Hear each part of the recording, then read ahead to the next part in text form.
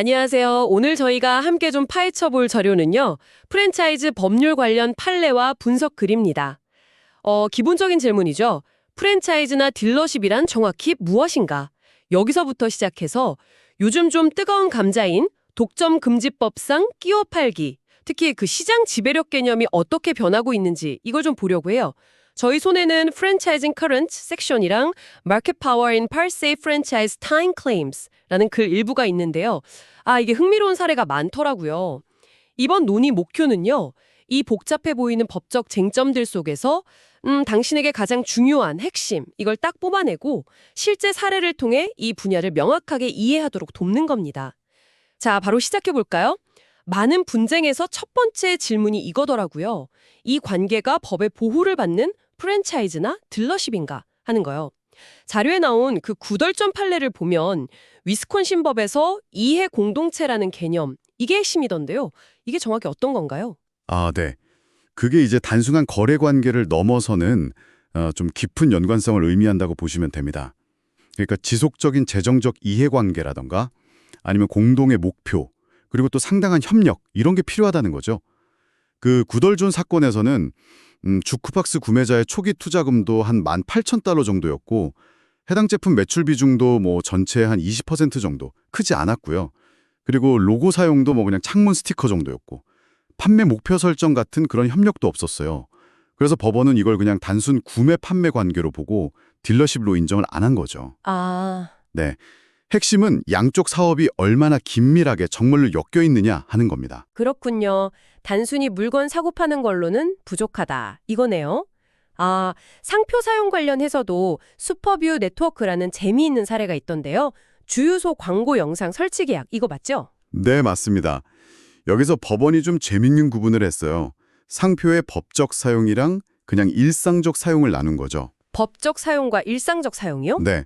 광고회사가 주유소 이름을 광고에 언급은 했어요. 근데 그게 그 주유소 브랜드 이름으로 상품이나 서비스를 판매한 건 아니었거든요.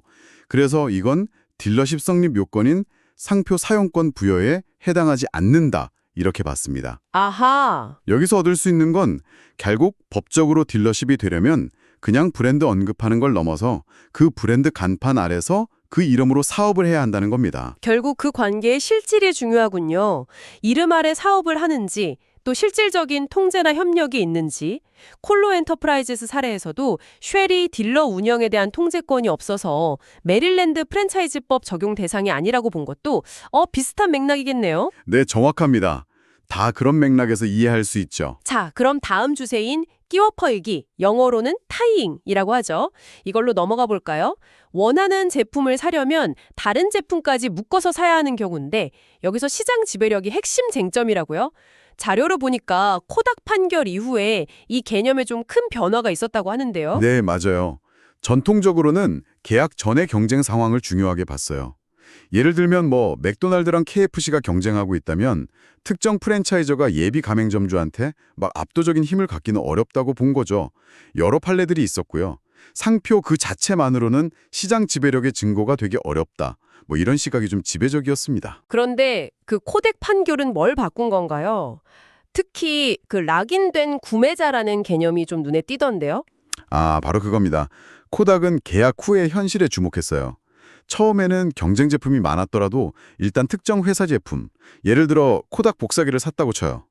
그러면 그 후속 부품이나 서비스는 그 코닥 거에 의존하게 되잖아요. 다른 선택지가 사실상 없어지는 그런 낙인 상태가 된다는 거죠. 마치 게임기 사면 그 게임기용 게임만 사야 하는 것처럼요. 네, 비슷한 비유입니다. 이 경우에 해당 브랜드 자체가 하나의 시장이 될 수 있고 그 안에서는 회사가 상당한 시장 지배력을 가질 수 있다, 이렇게 본 거예요. 여기서 정말 중요한 변화는 법원이 계약 이후에 실제적인 힘의 역학관계, 이걸 보기 시작했다는 점입니다. 계약 시점뿐만 아니라 그 이후의 관계 변화까지 고려하게 된 거군요. 그러면 벌출 메인터넌스 사건도 비슷한 맥락으로 볼 수 있을까요?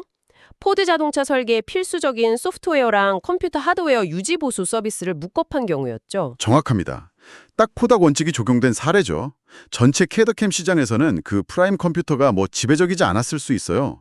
하지만 포드의 PDGS라는 프로그램이 필수적인 특정 설계 회사들한테는 이 프라임이 사실상 유일한 공급자였던 거죠. 네네. 이 락인된 고객 그룹 안에서는 강력한 시장 지배력을 행사했다고 본 겁니다. 이게 프랜차이즈에 주는 시사점은 아주 명확해요.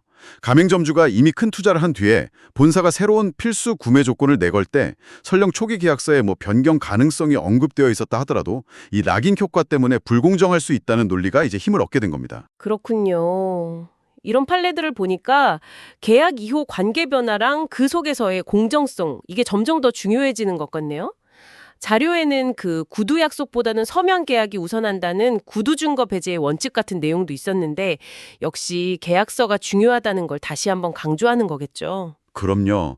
그 트로먼 사례가 그 점을 보여주고요. 또 중요한 게 계약상 주어진 재량권이라도 신의성실 원칙에 따라서 공정하게 행사해야 한다는 점도 같이 보여줍니다.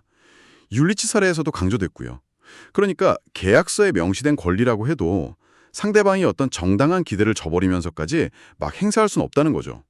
그리고 또 가맹점주의 로열티 지급 의무 같은 기본적인 계약 사항은 본사에 불만이 좀 있더라도 함부로 중단하기 어렵다는 판례들, 콜트코, 알코플런드 또 있었고요. 결국 다 계약 준수의 기본 원칙을 강조하는 내용들이라고 할 수 있습니다. 네, 오늘 살펴본 내용들을 한번 정리해보면 당신이 기억하셔야 할 핵심은 한 3가지 정도가 될 것 같아요. 첫째는 어떤 관계든 법적으로 프랜차이즈나 딜러십으로 인정받느냐, 이 여부가 권리 보호의 시작점이라는 것. 둘째는 끼워 팔기에서의 시장 지배력 판단이 계약 전 경쟁 상황뿐만 아니라 계약 후의 락인 효과까지 고려하는 쪽으로 진화하고 있다는 점. 그리고 마지막으로는 역시나 명확한 서면 계약과 관계 당사자 간의 신의 성실. 이게 정말 중요하다는 점입니다. 네, 맞습니다. 마지막으로 당신에게 이런 질문을 한번 던져보고 싶습니다. 코닥이나 버추얼 판례가 계약 후 락인 상황에서의 그 힘의 불균형, 여기에 주목했다는 점을 한번 생각해 보세요. 이런 경우는 어떨까요?